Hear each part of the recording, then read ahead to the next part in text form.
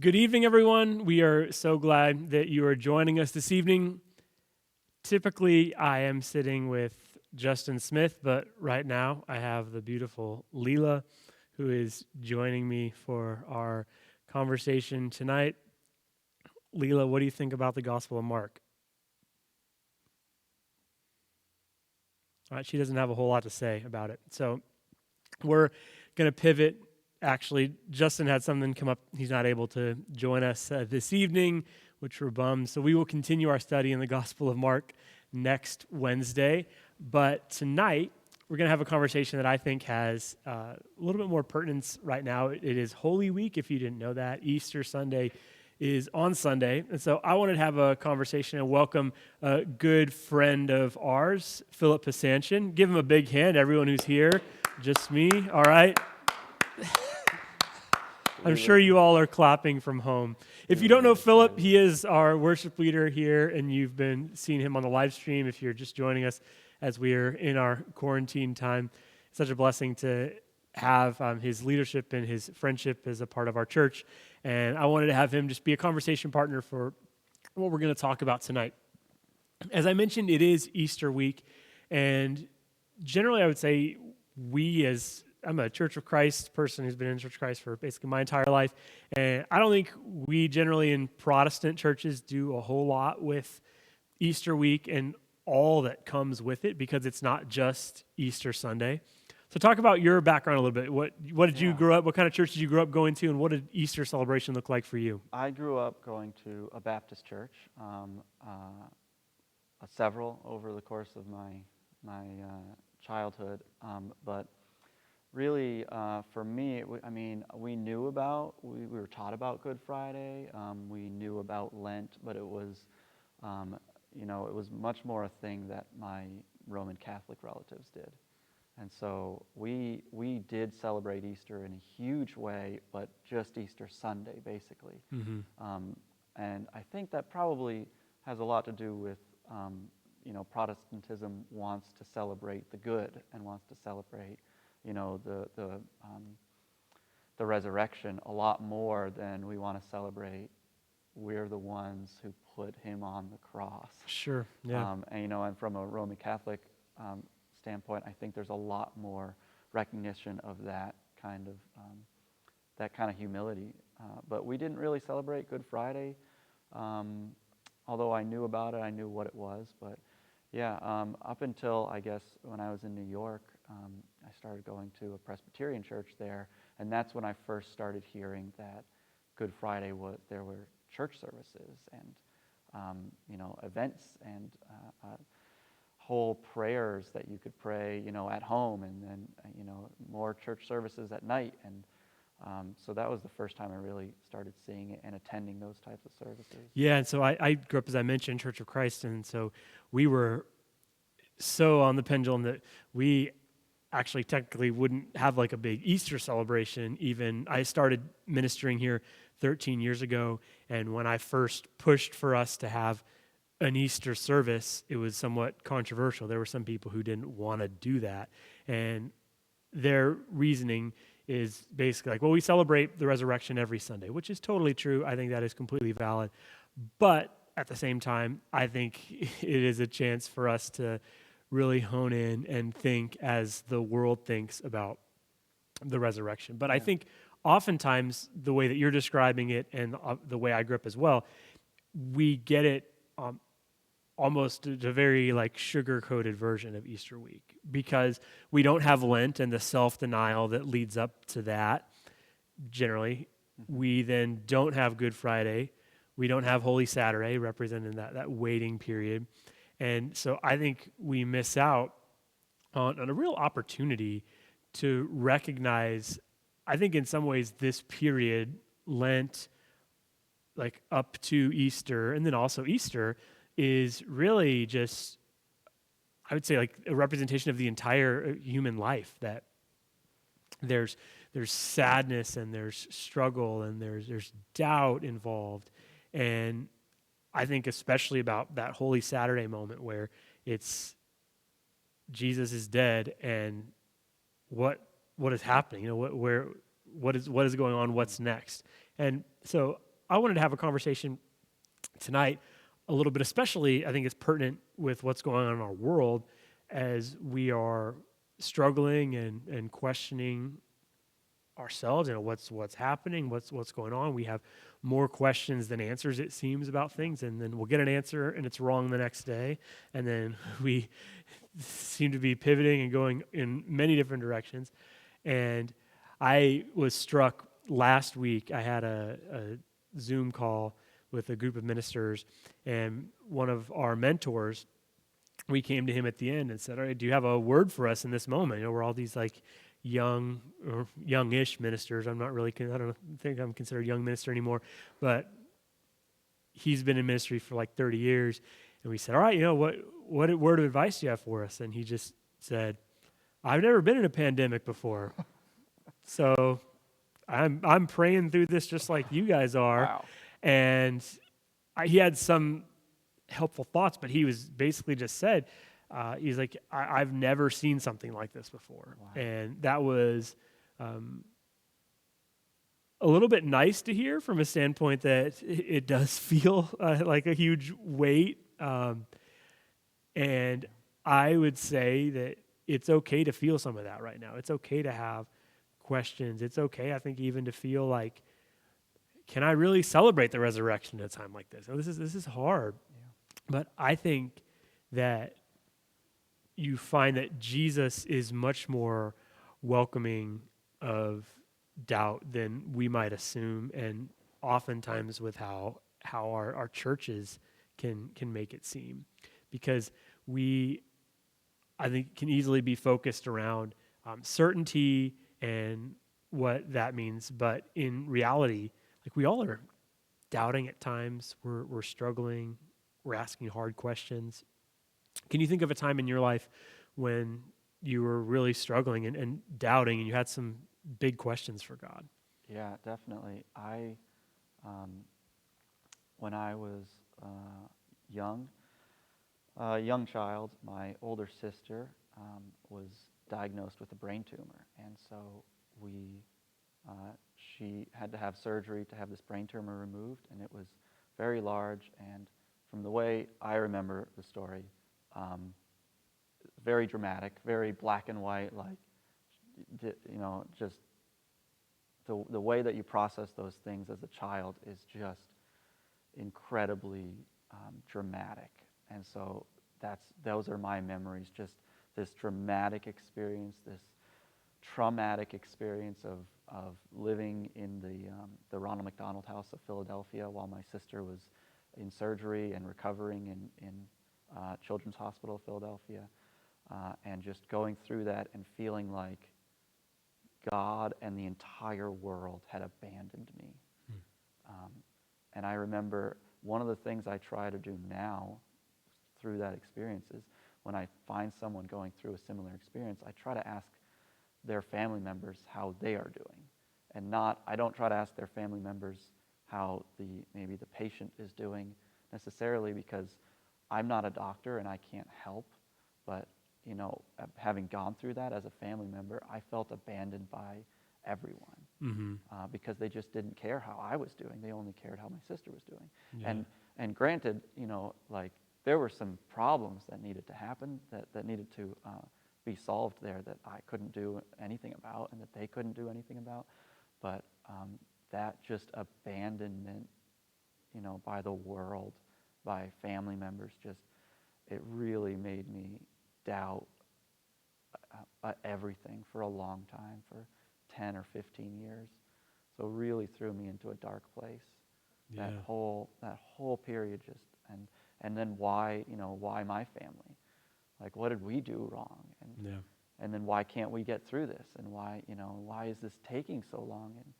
And so yeah, that was a real hard time for me, a period of a lot of doubt, doubting God, doubting my family, doubting everything I had been taught, doubting, just kind of throwing away the everything I was taught and just living in this new world of who knows. Yeah, for me, I think of my last year in grad school when I was ready to finish up one more semester and start into ministry.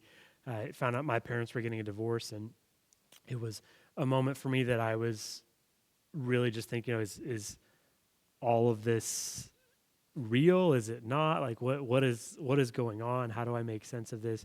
Should I continue in ministry? I just basically had the rug pulled out from under me as far as what I had somewhat built my life on, and so I had all those kinds of questions and struggles, and it's, I think, hard sometimes when we have those moments to be honest with people, to be honest with church, and to uh, really be honest with God and bring those things to God. Oftentimes it causes us to close up. Moments like this, I think, as coronavirus is around, it's at least a little bit more communal because everyone's feeling this way. But I think it's easy at times to think that you're the only one that's struggling. I think that's a message of Satan, that you're the only one who's struggling. Everybody else here is fine, and you're the only one who's having these questions and these issues. And it's such a lie. I think of a lady who you would say would have been on a church pew from, when she was born until she died just a few years ago at our church. She didn't die at the church, but she was part of our church when she passed away when she was in her 80s. And you would have just thought, oh, she's just been there forever. And it turns out her first husband was murdered by the mafia because of gambling debts. And because of that whole situation, and she had actually gotten a divorce from him before he passed away because of all that was going on, she believed that divorced people couldn't be part of churches, so she just didn't go to a church for 20 years. She showed up at our church one day and had asked about if divorced people were welcome, and the minister said, of course. And then she was part of our church for the last 30 years of her life. But there's this gap in there, and like a horrible thing that happened. And it would have been easy to just see her and see what was happening and just assume that she's always been here. But in reality, I hope at least to create a space where we find some ways to be welcoming. I think that, unfortunately, it's hard to write music that expresses doubt and fear and anxiety. It's hard to have people, maybe sing about God. I don't even know if you're there this week. It's hard to express that. Can you think of a song maybe that expresses some doubt or that mixture of difficulty of faith and that struggle? Yeah, one song that comes to mind is "It Is Well" by Philip Bliss. Yeah. That he had been through incredible trials and tribulations in his life, and in the midst of that, he writes this song about how, though Satan should buffet, though trials should come, let this blessed assurance. Just a beautiful refrain of like that.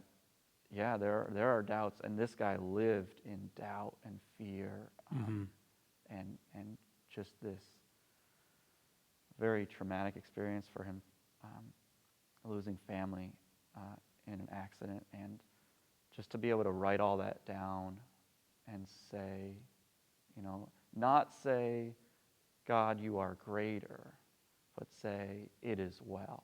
Yeah. And that's, the praise and adoration songs are fantastic, and we need those songs. But that message of these bad things have happened, they will happen, they'll happen to other people, and it is well with my soul. Yeah, that's a great example, and I think it's hard to find that way to express that. I mean, that song is one that every time I sing it, it moves me in a certain way that others can't. There's something about the beauty of those words and what it expresses. And so if you're watching this and you have an opportunity to come to our church or be part of any church, I just hope that you realize from this that having doubts and questions does not disqualify you from attending church at all.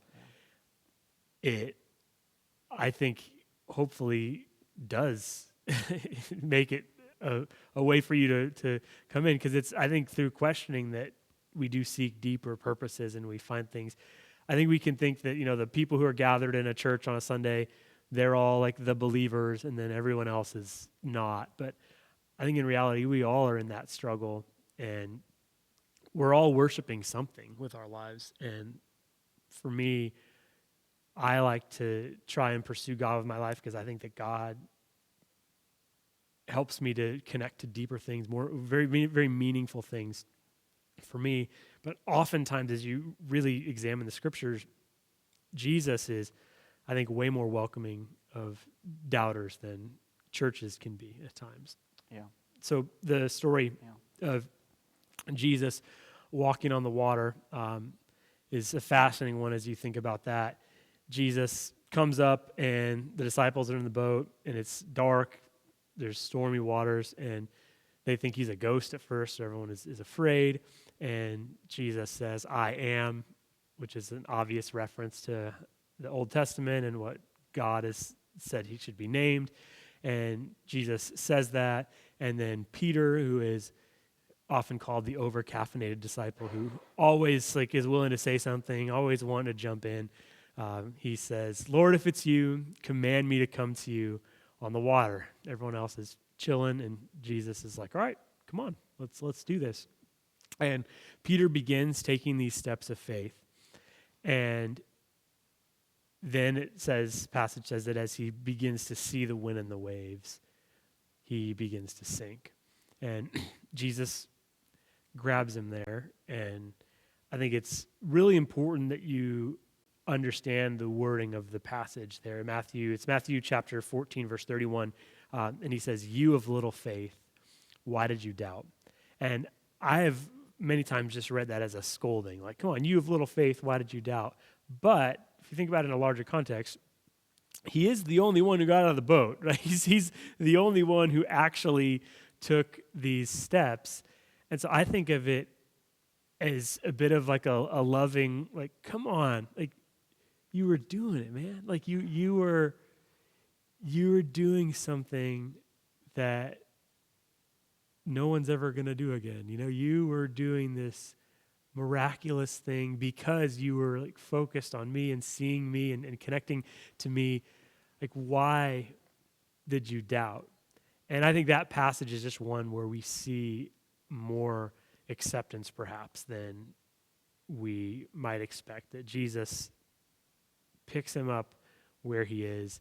And I don't think it's a scolding. I think it's saying, oh, like, you were really doing it, man. You were coming to me. This is a great moment of connection that we're having. All the other disciples are hanging out afraid, but you took these steps towards me.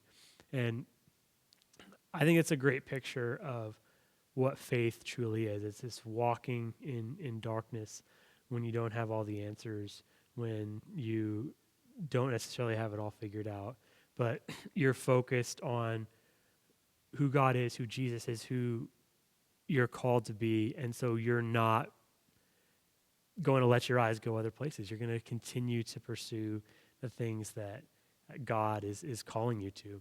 Another example that I think of is the disciple who we refer to as Doubting Thomas, who wants a little bit of proof because he hears that Jesus has started appearing after the crucifixion, and he's been raised apparently. But Thomas is like, that doesn't really happen. When people are dead, especially that kind of dead, and we know what happens when people are crucified. They don't come back from the dead. So Thomas is having some doubts, having some questions, as we all would. So in John chapter 20, verses 24 through 29, John tells us this: "Now Thomas, also known as Didymus, one of the 12, was not with the disciples," so not with the disciples the first time that Jesus showed them that he was there. "So that the other disciples said, 'We've seen the Lord.' And Thomas is pretty skeptical and says, 'Unless I see the nail marks in his hands and put my finger where the nails were and put my hands into his side, I will not believe.' A week later, the disciples are locked in the house, and Thomas is with them. Though the doors were locked, Jesus came and stood among them and said, 'Peace be with you.' And then he says to Thomas, put your finger here, see my hands, reach out your hand and put it into my side. Stop doubting and believe. So it's not like Jesus says, hey, you're the one who doubted. Look at me. He actually invites him to do the very thing he's asked to do. And he says, do it. Examine it. You are welcome here. He doesn't say, this disqualifies you from being in this group. I can't believe you doubt. Don't you remember? Let's go through all the scriptures, and I'll tell you all the times that I predicted this would happen. He doesn't rub his face in it. I know for me, when I have very small victories, I like to rub it in people's faces. I was very good at that, playing video games with my brother growing up. We had many epic battles in the backyard on the basketball court. So I know what it is to say, look, you doubted me, and now look at me. Look at what I've done. But Jesus says to him, no, come. Like you are not only welcome here, but I know what you asked, and I want you to do it. Come, touch the scars, feel this. I love a passage in the book of Jude, a chapter-long book in the New Testament, that says, be merciful to those who doubt. How do you think we can do that? How do we practically find ways to be merciful to those who doubt? I mean, for me, the first thing it requires is to remember that I doubt, and to everything that I'll do and say to someone, I'll remember that could be somebody else saying that to me, because it's a universal thing. And so when I go through a season of doubt like that, I try to remember how I felt through that period, and what I needed to help me get through that, and then helping other people get through that is, for me, it's just finding the ways that they reflected my doubt, and then coming to them and answering each one of those things and helping those people. I mean, we've had numerous people, like you said, people come in the door and they ask, can we go here? We're insert whatever label they want to put on it. Are we allowed to be here? And they had doubts. They had a lot of doubts. Just to get them to walk in the door took immense courage for them to just get in their car and drive to their church, to this church, any church building, and just walk in the door. And then to admit that there's this thing that they've done, or that they think that they've done wrong, that is incompatible with us somehow, as if all of us haven't done those things. Yeah. It's just remembering that I have done all those things, and approaching them in that way, like in that love, just like, this is a season. If you're going through this season, I'll be here for you. I've been there too. Mm-hmm. So that's how I approach it. Yeah, and I just think it's so hard to find ways to express that to people, because it's hard to let people feel that level of comfort. But it is so profound that Jesus just welcomes him and says, yeah, this is what you wanted to do right here. It's very reassuring. Instead of rubbing it in his face or doing something different, it's just, you're welcome here. This doesn't disqualify you. The fact that you maybe want a little bit more proof, you're welcome, and you're still part of this. I think part of what helps Jesus to be able to do that maybe so profoundly in this moment is, as he goes through the crucifixion himself, he famously says, Eloi, Eloi, lama sabachthani, which translates to, my Lord, why have you forsaken me? Which is a passage, one of the Psalms of lament that he's quoting.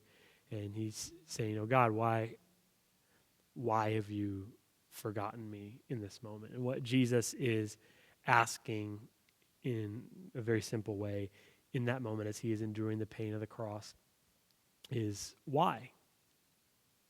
Why is there suffering? Why does this evil exist? I love how Eugene Peterson writes about this. He says, one of the inevitable surprises that comes to Christians who follow Jesus is the vast number of people, both living and dead, who experience and cry out their despair at being abandoned, whether by God or spouse or friend, asking why. We hear Jesus' cry repeated over and over again throughout history from people just like you and me who lose someone too soon, by people who can't overcome demons, from people who feel abandoned by their parents. You might insert something about the coronavirus here. Eugene Peterson continues, why? Does it help us to know that Jesus also asked why? Does it help us to realize that in this time of utmost pain, Jesus cried out to God? Next time you ask God why, know that you aren't alone. And I think that's something that we often forget or don't recognize. And I think it's important during this season to celebrate the whole of Easter that includes the death of Jesus on the cross, a time when even God's Son didn't believe in God in some ways. It's like, God, why are you putting me through this after previously begging God to the point of bleeding or sweating blood? God, please let this pass from me if you can. And I think it's just so powerful to think of Jesus asking that question in solidarity with us, that we aren't alone, that we still have questions. We still would ask at times that deep question, like you asked with your sister as that was happening in your family. As I was experiencing the divorce with my parents, you ask these really hard questions of God and your world gets turned upside down. And I think collectively we're in that moment right now as we are wondering what these next few months are going to look like, wondering what happens as this continues to unfold. And it's comforting for me, at least, as I think about the real story of Easter, to recognize that even God asks why as this Easter story is happening. And we need to pause with that as we all have questions, and don't rush to the Easter eggs and the Easter bunny and the resurrection. Because in reality, I think that's hard news for us to believe right now as we think about the global issues of the world. And we press into it with hope, but yet we still have some doubts. We have some questions, especially during this time. A lot of the things that we would say we're pretty certain about are stripped away a little bit right now. And I think it's profound to recognize that God asks why. I've heard one scholar who said that even God was an atheist for a while, that in this moment of great pain and despair, Jesus asks the question that we all ask as humans. And what I love about Scripture's answer to suffering and evil, all these things that we would say, God, why do kids die of cancer? These horrible things. Like, why does this happen? And if you really try to play it out, there's not a satisfying answer. There's not like, oh, well, because of this and this and this, and like some crazy equation. It's like, and now, do you get it? There's not going to be a satisfying answer for certain things that we all experience. But God's way of answering suffering isn't giving us some sort of formula or saying, oh, just try to just like not attach yourself to anything. God's answer is entering in and taking it on himself and saying, yeah, I'm going to ask why too.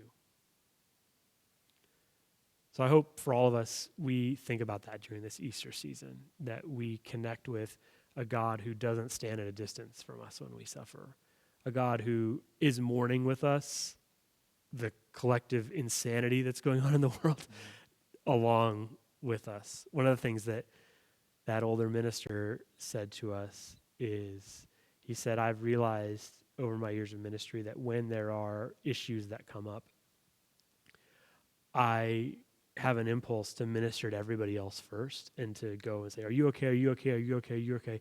And he's like, eventually I can collapse and burn out because I don't deal with my own questions.